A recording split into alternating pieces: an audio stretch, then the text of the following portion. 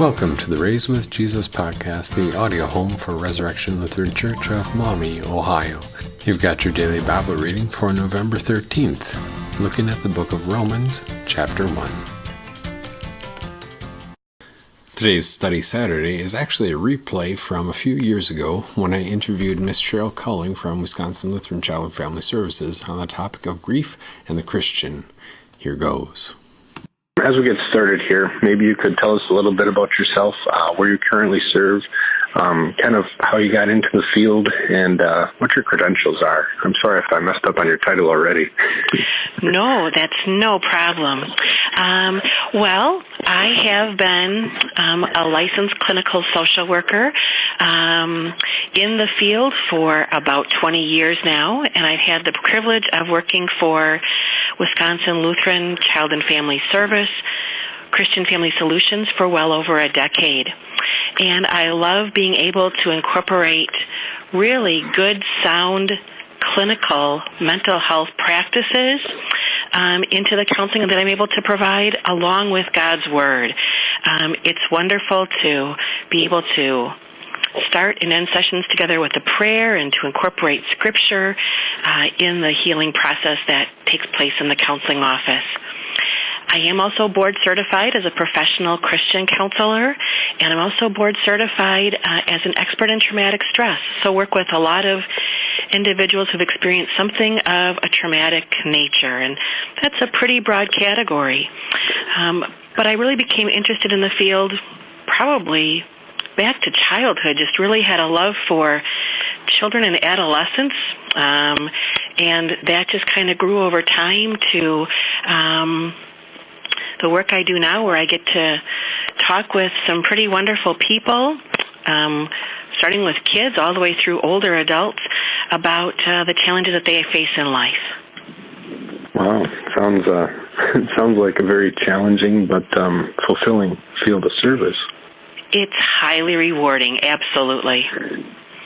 Great. Well, thanks so much for taking the time. And today, we'd particularly like to talk about, obviously, your area of expertise and talking about grief and and how the Christian deals with grief and how the Christian kind of reacts to traumatic stress. As we get started, how would what is grief and why do we grieve? Or, what is it that we're grieving? Just kind of in general, when we're talking about grief, what do we mean? Yeah, excellent question to get us started. Well, I think in the most classic sense of the word, we associate grief as a process that we go through after a death. And this, I think, has been expanded, this concept, this notion, to include the fact that we can grieve after many different kinds of losses. Divorce is a definite loss. Loss of a job, loss of an important relationship. So that grief can be applied to many situations where there has been a significant loss. And I think, we feel grief because if we've lost something that's important to us, especially if it's a loved one, especially if it's a close loved one, maybe a spouse, a parent, a child, a sibling, a dear close friend, because we loved much, we're going to grieve much. It goes hand in hand with the fact that we loved much. And I think, we often hear about grief kind of happening in some stages. There was a very powerful book written by Dr. Elizabeth Kubler-Ross back in 1969 about death and dying. And I think many people have found that kind of the stages that she outlined are really helpful to think about when it comes to grief. And it's important to know that not everyone goes through every stage of grief. Some people might be in one stage longer than another. Some people could potentially skip a stage. But that, at least kind of for discussion purposes, it's kind of helpful to talk, I think, about each of these different stages a little bit more in depth and detail. Yeah, Yeah, almost always the first kind of stage in the grieving process is just a sense of denial.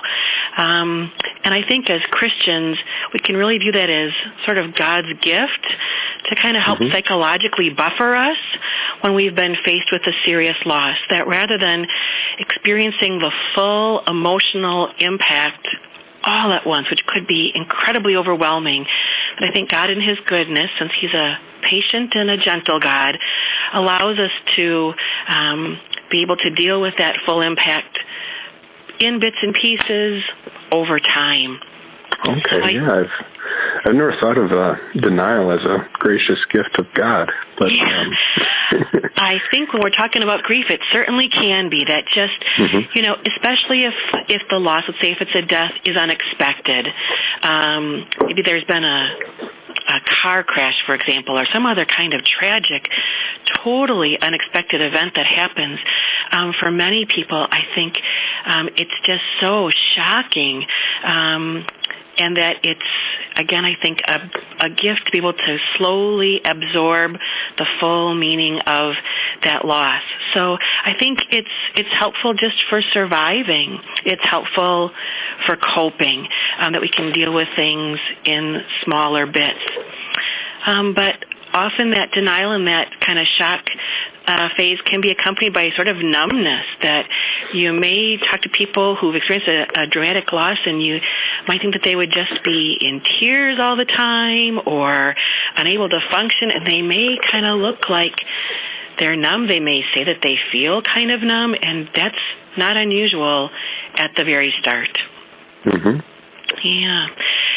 Very often at some point after that, people are going to go through a period of anger.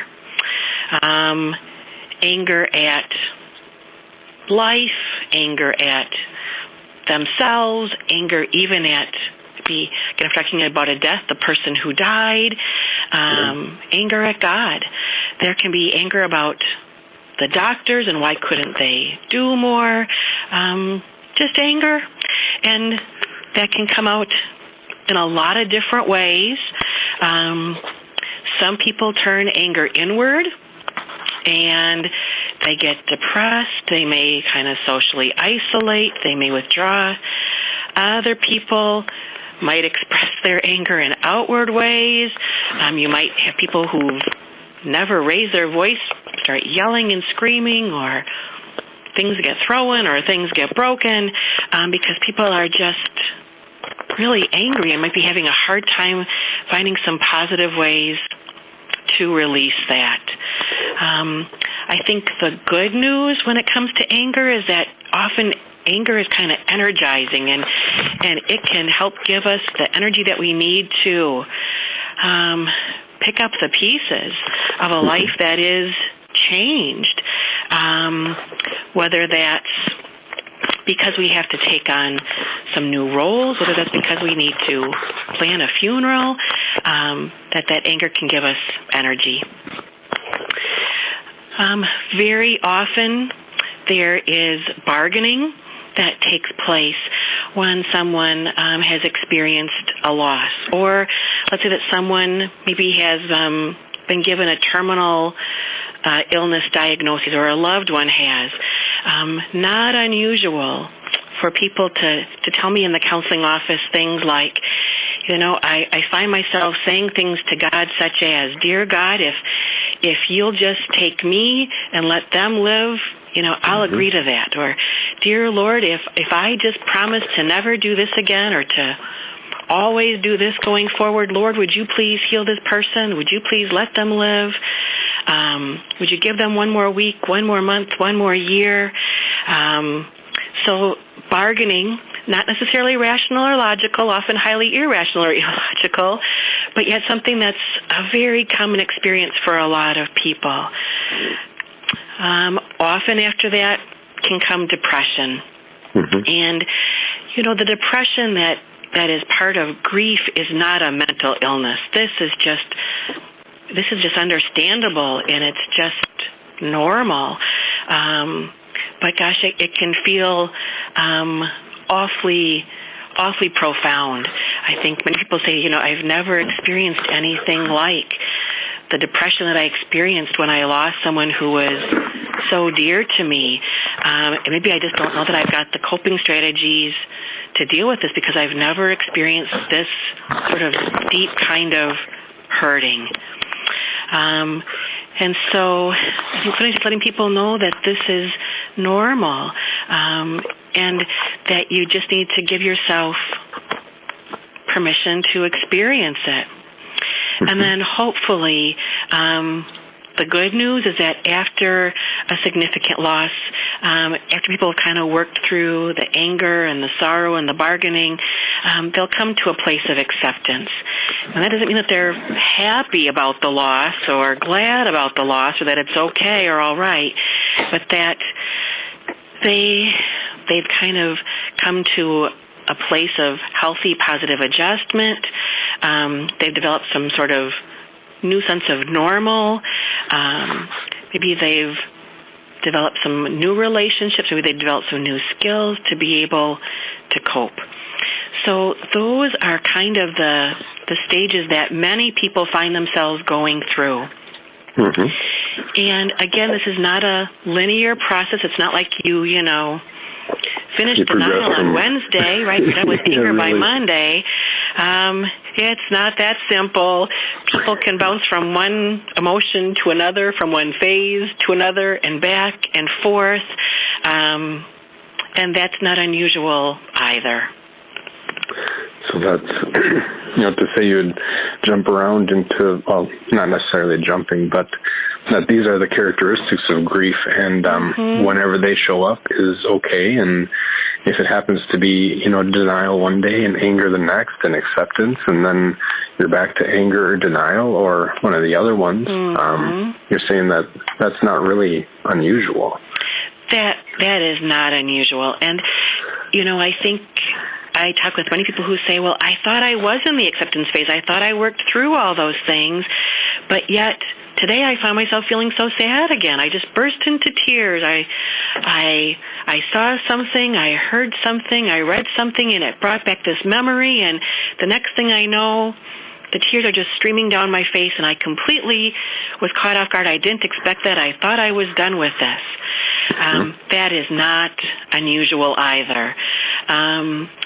So the grieving process, often kind of the bulk of the grief will take place in the first weeks and months and maybe even year or two after a significant loss. But when holidays, when birthdays, when anniversaries roll around, for example, it's not unusual to kind of find yourself kind of going through a mini grieving process all over again, because those are such powerful triggers of such powerful memories and such powerful emotions that are associated with those. So it doesn't mean that somebody has, relapsed and is doing something bad or wrong. It can just be very normal for months, years down the road, people to say, God darn, I found myself feeling so sad all over again or so mad all over again. Mm-hmm. Yeah, so then talking about grief, everybody experiences losses of different types and different sorts. Mm-hmm. But you also said that you work with a lot of children as well. Are these characteristics of grief different for them, or how is it that children and adolescents differ as to how they process their grief, so to speak? Mm-hmm. That is such an interesting and I think important question, too, that just like every adult is going to grieve differently. So let's say we have 3 siblings and their father has just passed away.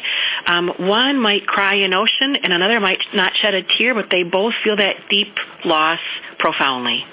Mm-hmm. One might be kind of more angry than anything and another more depressed than anything.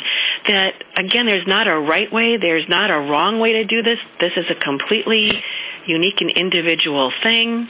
I think people often say to me, I thought I was going to be so sad, but then I wasn't. Or I thought I was going to be so mad, but then I wasn't. Or maybe I didn't think I was going to be, but then I was. So often it's a very unpredictable kind of an experience. And for children, it can be even more challenging in that probably for small children, young children, under about the age of 7 or 8, it's just developmentally very difficult for them, if not impossible for them, to fully grasp death. The finality of it, it's just with their very concrete ways of thinking, it's a hard concept to come to terms with. So children might just think someone has gone away, but they're coming back, or they're asleep, but they're going to wake up. They may not fully understand how permanent this really is. And so therefore they may have reactions that kind of go along with that. That can sometimes be sort of an emotional buffer for them. I've seen adolescents whom, kind of on the flip side, if they're already having a challenging time managing and regulating their emotions just because they're teenagers and they're dealing with puberty and with hormones, that then if we toss grief on top of that, it may feel even more challenging for them to cope, that they may feel just kind of less emotionally stable to begin with. And then if we toss a major life-changing event on top of that, it can be even more difficult for them. So sometimes they just need some extra assistance with developing some coping strategies to deal with all these powerful emotions. So it really can be different than it is for children. I think, too, I'm often pleasantly, I guess, surprised, or maybe I talk with parents, grandparents who are sort of pleasantly surprised that, these little ones have this childlike faith, and they'll often say, well, of course I miss, the person, let's say, who's died, but I know that they're in heaven, so I'm happy and it's all good. And they just, and they maybe don't grieve in the way that adults might expect. I've seen that happen many times, that kids can often be much more resilient, and I think in large part because of that childlike faith, than sometimes teens or adults. Yep, I can definitely see that. Oh, don't be sad because so-and-so is in heaven. And, the Christian, the grown-up Christian knows that. Like, right. It's the head, but the heart is still grieving. How do you address kind of that disconnect between what we know, as the facts of our faith from Scripture and the feelings of going through this experience? Yeah, I think sometimes to just validate that as a very normal human experience, that sometimes our heads and our hearts just don't agree, that we can take so much comfort in all of God's wonderful, amazing promises to us in Scripture, that He promises to be our strength and our rock. He promises to be a God of comfort. He promises that He is close to the brokenhearted. And while all of that can bring us so much comfort, while we can take such joy in knowing that as believers we look forward to a heavenly reunion one day, and that can bring us so much comfort, that our hearts can still ache, and we can still be very sorrowful and sad. And that's not somehow a reflection of having a poor faith or a weak faith. I think it's a reflection of being human, that we can know one thing yet feel another. And to just normalize that's not bad, that's not wrong. It's quite common. Wow. And I could see, in that case, the Christian can recognize that this is part of being a human. This is like that signal that says I've experienced a loss that was a very deep loss or a personal connection, and it's okay. It's not wrong of me to feel this way, even when at the same time I recognize, my loved one or whatever the loss would have been, my loved one is safe and everything is okay. At the same time, there's this human aspect to things. There is that. I think our emotions are God-given, that we're created as being emotional beings, and that we know that giving expression to our emotions is a very healthy thing to do. That if someone bottles up or stuffs those emotions, someone tries to suppress them or repress them, that's, I think, when people often encounter a lot of complications and difficulties. Because you can only do that for so long.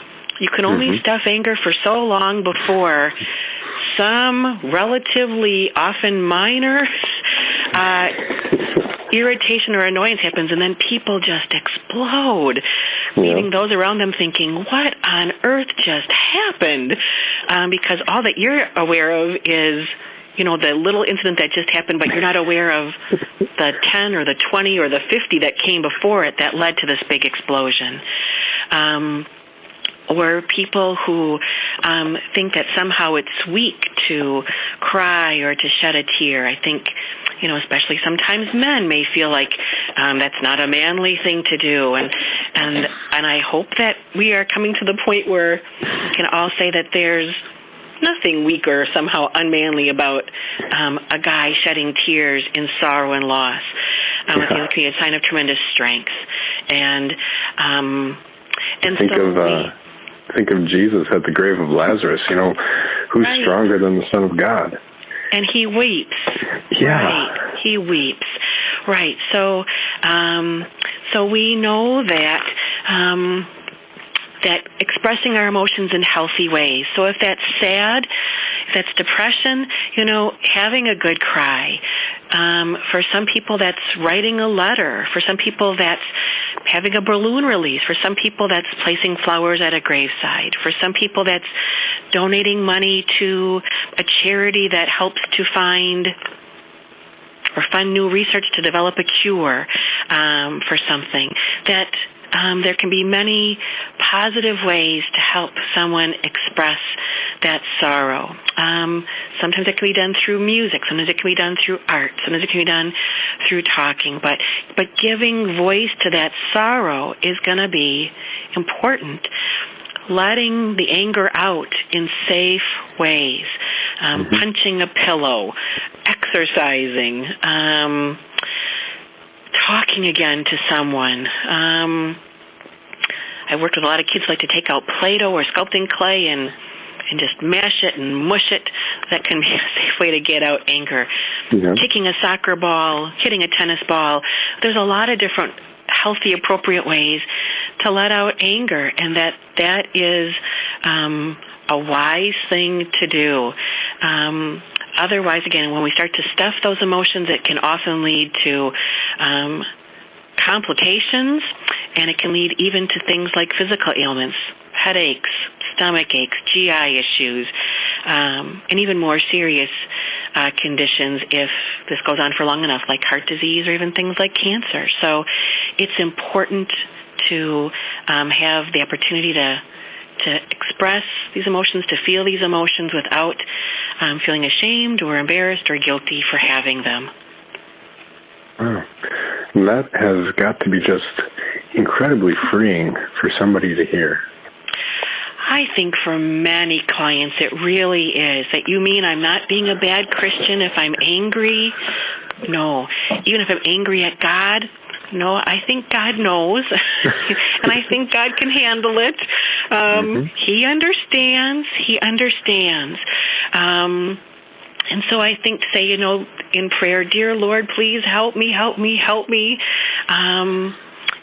I love you so much, but God, I'm just so angry. You know this. Please, Lord, help me to turn this anger into something positive and constructive, not something destructive. So I think even expressing anger at or towards God is important. If you're angry, sometimes people get angry with themselves, like maybe I should have done something. Maybe we should have gone to the doctor sooner or done this or done that. And boy, that kind of guilt or anger at oneself, not healthy.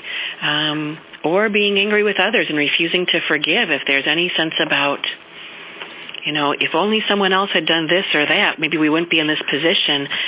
That's not a very healthy thing to dwell on either. So forgiveness of self, forgiveness of others, even forgiveness for the person who's passed on if there has been a death is very therapeutic. It's very cathartic. Wow. Fantastic. And that kind of leads us into the next kind of question I had. Because the person who has experienced a loss, whatever that loss may be, the loss of a job or a divorce, when I was a child, the loss of a dog, sure, or the death of a loved one. It seems like everybody else, friends and relatives and acquaintances who didn't have that same relationship, very often kind of get back to their normal lives after about 2 months or so, and sometimes it seems like they almost expect the person who is grieving to be the same way, to have moved past the grief. Right. But in the context of grief, kind of what's normal, or what are some red flags during that grieving process? Yeah, excellent question. Or questions. Yeah, I think many people say, right, that after an immediate loss, maybe there's a funeral, there's an outpouring of emotions. People come for a wake, a visitation, the burial. People bring over food, they send cards, they send flowers, that there's just, so much support and just how comforting that can be. But as is almost always the case, over the following weeks and months, that begins to diminish. And I've talked with many people who said, oh my goodness, that, just as kind of that shock and denial is wearing off, that's probably when I need the support the most, is often when people are kind of moving on and maybe I get it the least.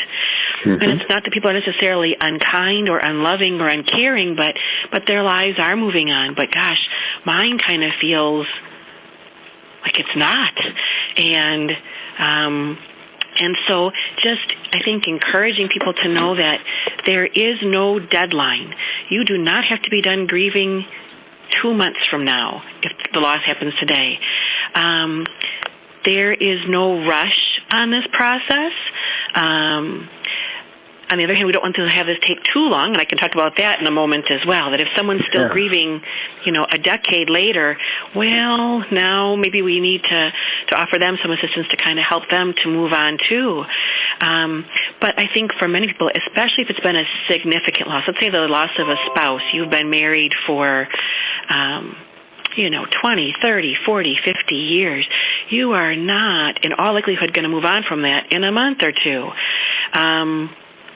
And so, knowing that this could easily take 6 months, 12 months, hopefully at 18 months, 24 months, you're moving much closer to that acceptance phase, but that you may still be having some of those struggles. That would not necessarily indicate that anything is problematic or wrong.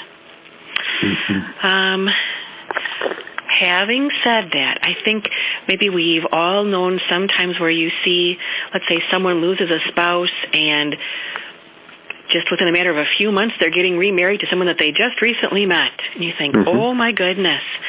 And I think often the people are doing that for comfort, but sometimes that can be too soon. Or you see people whom seem to have gotten stuck in the grieving process. I find very often for people who've lost a child, that's one of the most, I think, difficult losses to ever experience, that can be so hard, that with every birthday, that when, the graduation day rolls around, for example, they see all their child's friends, crossing the stage, getting diplomas, just for example, that can really reignite some grief all over again. So for some people, the grieving process, again, may be completed in large part, but yet there can still be kind of those flare-ups, so to speak. and that's okay too. So I think some warning signs that may indicate that someone maybe wants to talk with a professional to seek some additional guidance is if they're not coping well. And that can be exhibited in a variety of ways. One is, is someone, let's say, just not functioning like they used to? Are they either not sleeping well, again, for weeks or months, or maybe they're just sleeping excessively for weeks or months? Is someone having a dramatic change in their appetite? Have they had a noticeable weight gain or weight loss? Is someone drinking too much, turning to drugs? Are they trying to soothe themselves through other, maybe unhealthy things like gambling, sex, other kind of addictive behaviors? Obviously, those would all be things that you probably want to seek a professional for. Does someone just seem angry? Do they seem like they have gotten just kind of caught in bitterness and just anger and or has someone just kind of gotten caught in the depression, and maybe now this isn't just the depression that you find with grief, maybe it's really become more like a major depressive disorder? That can certainly happen. So there can be times when people do need some special assistance and guidance to be able to kind of get through this process in a more healthy way. And the good news is, if that's the case, there are a lot of wonderful, qualified pastoral counselors and professional counselors that can really be of help.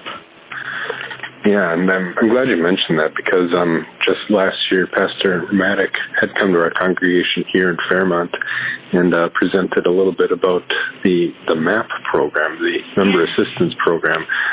Would you be able to speak about that for just a minute? Because I know, the people that were there that day probably have a decent grasp if they remember, but maybe if you could fill our listeners in a little bit on what that is and how technology can help address some of these issues of grief. Yes, about 10 years ago, Christian Family Solutions decided to begin to work with, expand services to other WELS Lutherans, not just those who might live within driving distance of one of our clinics, but who might be situated anywhere across the U.S.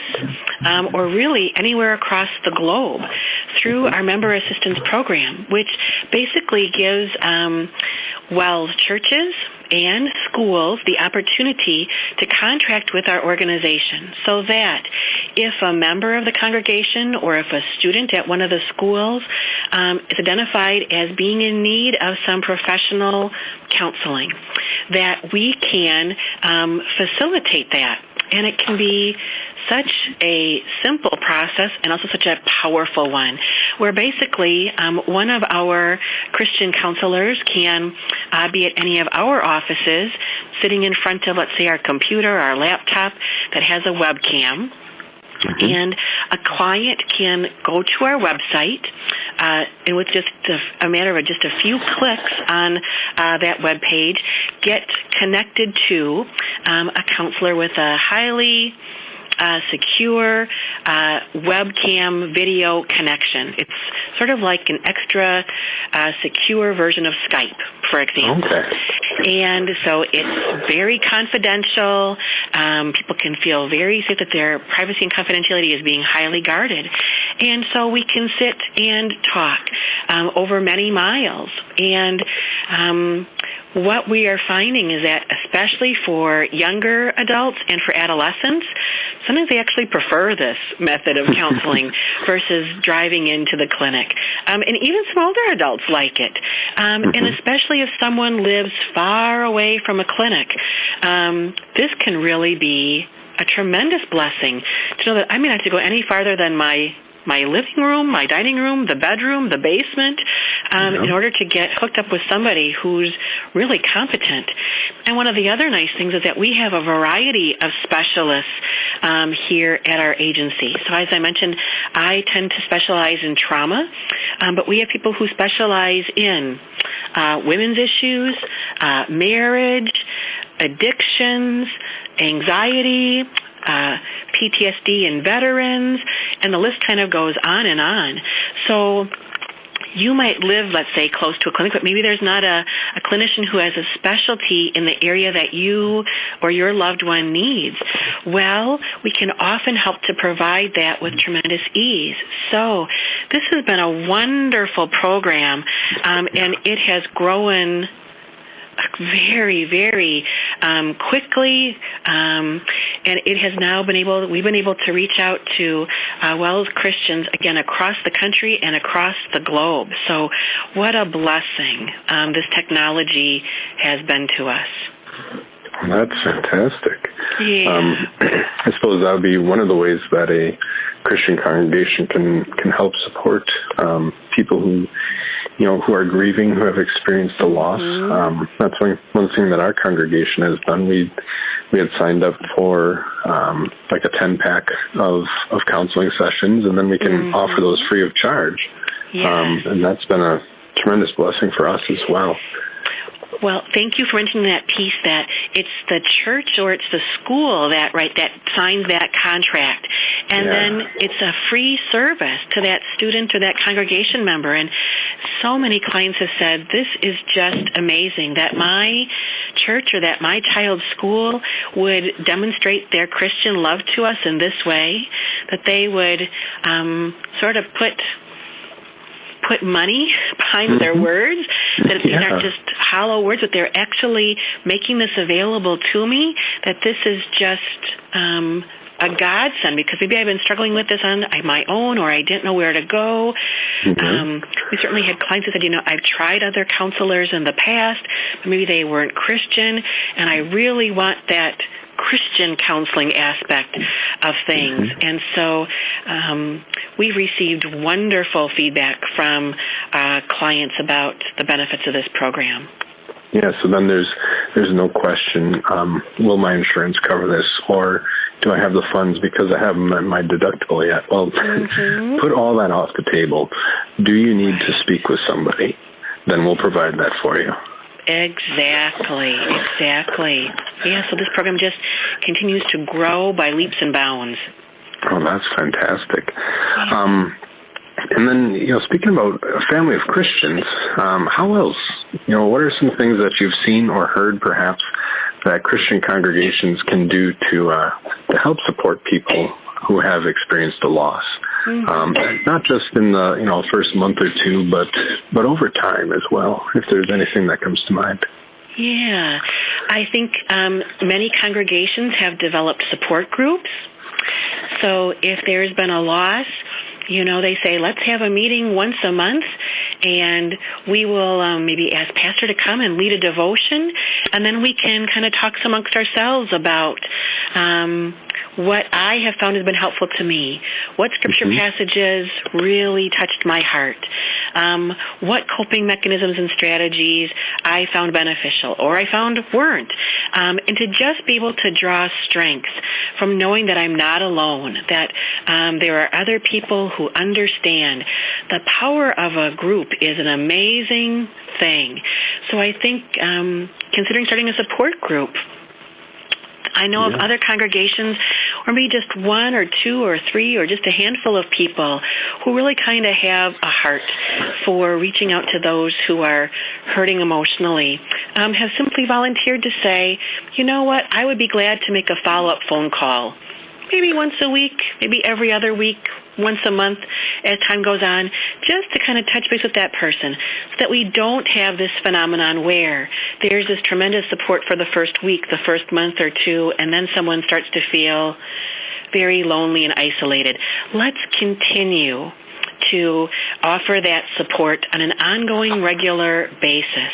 And I think that very informal kind of support can be wonderful. So I think those are a couple of the things that I have seen other congregations do that have, I think, been very effective, very powerful. Yeah, that that would be fantastic as well. Is there anything else that comes to mind? You talked a little bit before about some good ways of dealing with grief or addressing anger, like exercising, playing with Play-Doh for a child, and just looking for things that avoid the detrimental ways of coping with grief.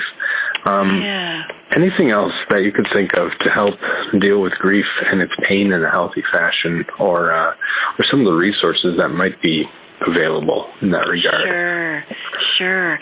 Well, I think, when it comes to anger management strategies, God tells us in our anger, do not sin. He doesn't say don't be angry. He says in your anger, don't sin. So I think, what I stress to people is in your anger, don't hurt yourself, don't hurt anybody else, and don't damage anything. And the good news is that there's then a multitude of ways that you can release anger in safe, healthy, positive ways. I think exercise is one of the greatest ways, and especially if that exercise can involve hitting or kicking something.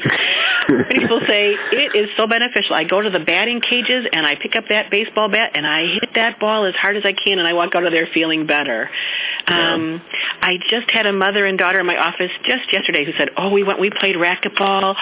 We hit that ball harder than we've ever hit it. We both walked out of there feeling so good. And this, again, was in regards to a loss. So kicking a soccer ball, kicking a football, hitting a tennis ball, I think that can be of great benefit. And again, there's such energy that can get, we can get such physical arousal when we get angry that you sometimes just need to burn that off. And so exercise can be wonderful. I think for many people, again, finding a way to express that anger. And some of this can be very applicable to depression as well. So many people say journaling is wonderful, where I don't have to worry about anybody else reading this. This is for my eyes only. And I can write in my least neat handwriting, and who cares about my penmanship or my grammar? This is just for me to have the opportunity to kind of pour out my heart and soul onto paper. And often just it takes all of these thoughts that might be swirling through our minds and helps make them concrete. Now I can see them on paper, they're black and white, and maybe now I can kind of give some more thought to, is this realistic? Is this really worth my time? For some people, it's writing poetry, writing lyrics to music. For some people, it's painting, sculpting, drawing, or sketching. That those can be wonderful ways to release anger. Sometimes it's getting a hug. Just asking somebody to just cuddle with you on the couch. Just wanting somebody to put their shoulder around you, and just physical comfort can be a wonderful thing, again, for anger or depression. Sometimes it can involve doing things that are just very soothing. So, being extra kind to yourself. Cook your favorite dinner, enjoy your favorite movie, wear your most comfy shoes, put on your favorite shirt, listen to your favorite music, do things that are comforting and that are soothing. Gosh, the list could go on and on. There's so many. Yeah, definitely, when you open it up like that. Yeah, but I think often talking to somebody, finding 1, 2, 3, 4 people that you really feel you can trust to just be able to say things like, oh my gosh, this came up to memory and it triggered all these emotions. That talking is just such a powerful way that God has built us for relationship, and that can be a tremendous source of strength. And then I think, of course, prayer, opening up our concordance and taking a look at what does God have to say about anger? What does he say about sorrow? What does he say about peace and comfort and joy? What does he say about grieving? Writing out those passages, keeping them to your bathroom mirror, reciting them multiple times a day. I think just meditating on God's holy word, because he is obviously our true source of comfort and joy and restoration. Wow. Well, that is very, very helpful, and it just kind of opens up the whole box, or the whole idea that the grief is normal, and so when we try to soothe the pain, we just we find something constructive that says, yeah, I'm going to take a little bit of time for this particular activity or this favorite pair of shoes, because that helps me as a person, and that's okay. Right. God is patient and gentle. Let's be patient and gentle to ourselves and with ourselves. You say that a lot better than I could have. Well, thank you. That's very kind of you. Yeah. I've got just one more question, I guess. Due to the unexpected nature of grief, sometimes, what, all of a sudden something comes out of the blue that you aren't expecting. What can Christians do today so that our family, or we ourselves, or our congregation is better prepared for the unexpected? Good question. I think there are some things that we can kind of prepare for to a certain degree. I think maybe, as I mentioned earlier, birthdays, holidays, anniversaries. I think often the first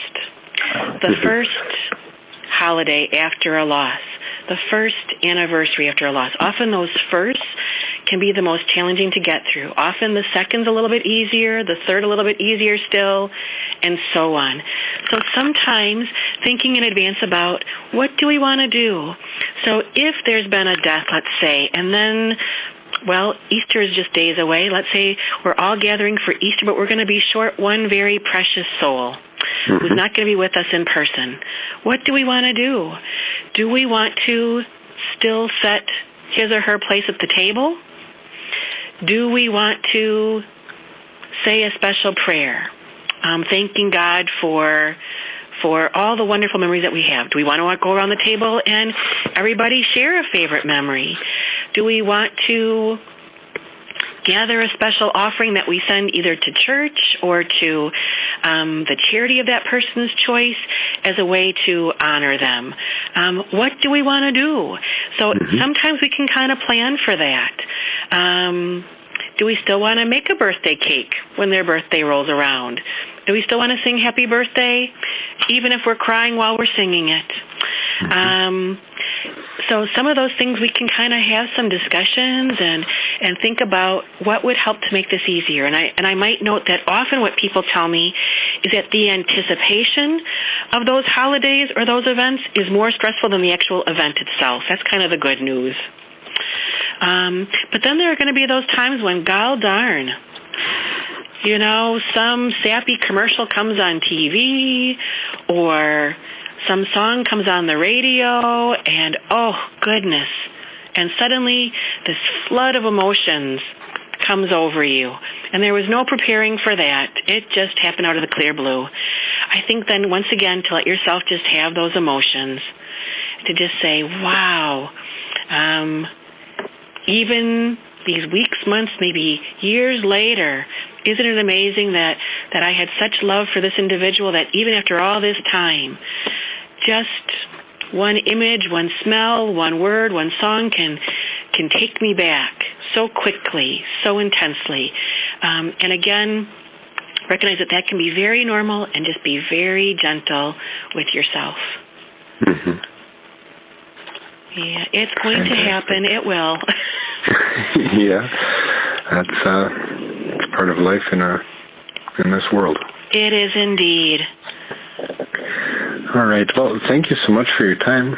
This has been tremendously helpful. I know for me and probably for our listeners as well.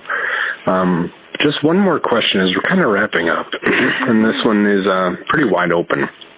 Is there anything that you'd like to leave with our listeners today related to, your work, your area of expertise, especially after celebrating Easter this past Sunday?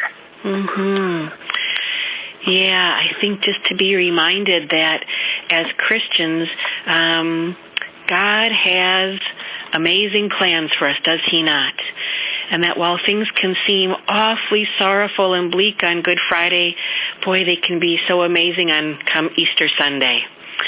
And so I think just to take heart that we will go through losses. We will have grief in our life.